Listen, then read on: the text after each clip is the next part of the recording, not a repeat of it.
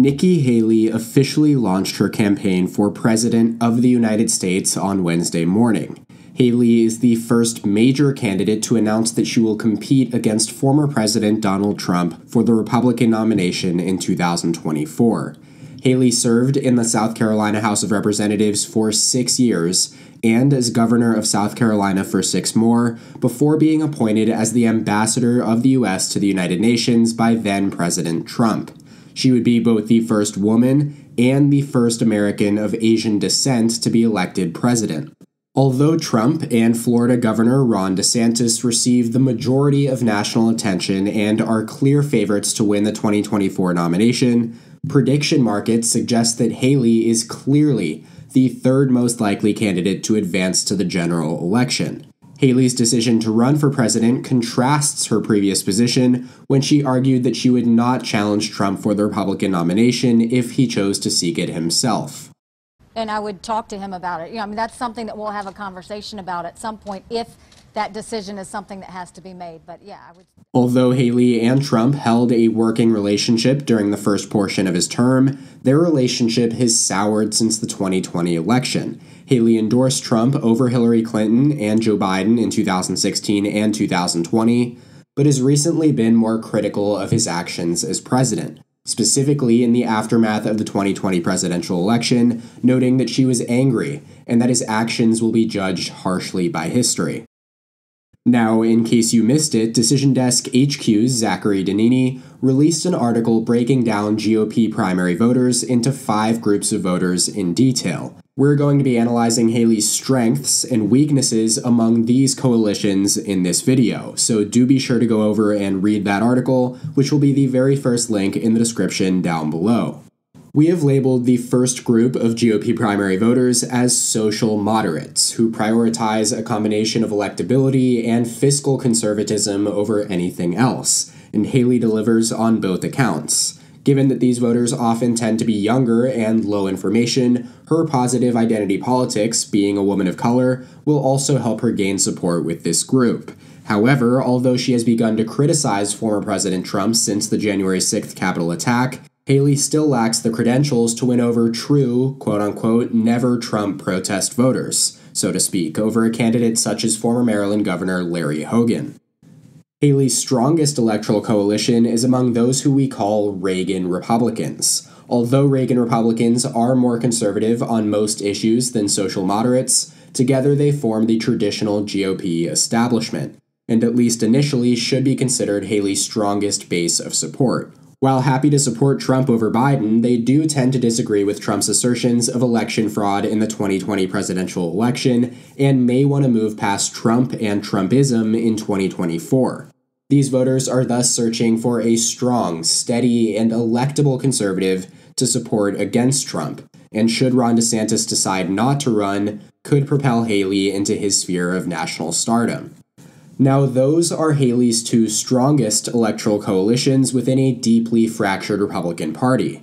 The first electoral coalition that might be considered a weakness for her primary prospects are, of course, only Trump voters, who are perhaps some of the most straightforward people in America. They support Donald Trump ride or die, even if Trump pushes far-right conspiracy theories or moderates on historically key conservative positions. Only Trump voters will support both his rhetoric and agenda.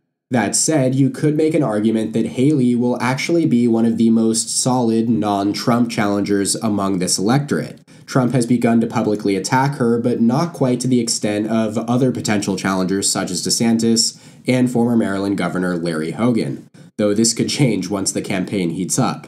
And although Trump seems likely to go down fighting, rather than dropping out and endorsing other candidates, low-information Trump supporters could at least connect her positively with the former president's administration.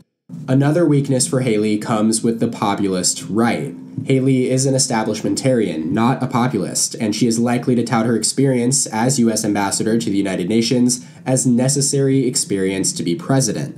To the extent that she attempts to court these voters, her challenge will be presenting that experience in a way that does not conflict with their isolationist and anti-establishment views. For example, Haley has consistently spoken out in favor of funding Ukraine, and disappointed right-wingers when she removed the Confederate flag from the South Carolina state capitol during her time as governor.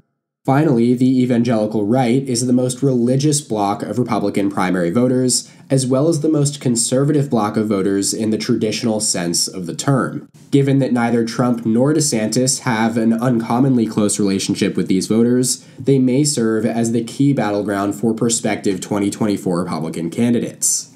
Former Vice President Mike Pence helped Trump cement the support of these voters in 2016, but their relationship has turned noticeably south since. This at least opens a window of opportunity for Haley, given her social views and genuine embrace of quote-unquote family values, though she is unlikely to become the preferred Christian conservative candidate in the primary.